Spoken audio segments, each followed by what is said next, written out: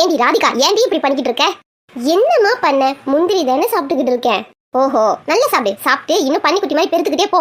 ஏம்மா சும்மா எதனா சொல்லிக்கிட்டே இருக்காத. என்ன இப்போ சொல்லு. ஏண்டி, நாங்க கிச்சன்ல உருட்டிக்கிட்டு இருக்கேன் தெரியுதுல்ல, வந்து கூட மாட எதனா வேலை பார்க்கலாம்ல.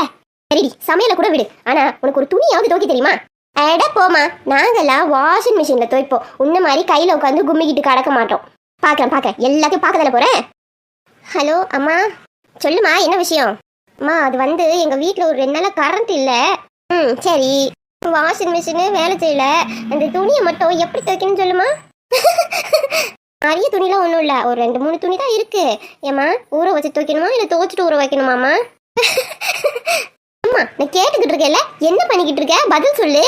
முந்திரி பருப்பு சாப்பிட்டுக்கிட்டு இருக்கேன் ராதிகா. நான் இப்போ கொஞ்சம் பிஸியாக இருக்கேன். ஒரு 1 மணி நேரம் சென்று ஃபோன் பண்ணு. ஆமாம்மா, சொல்லிட்டு ஃபோன் வைமா ப்ளீஸ்மா.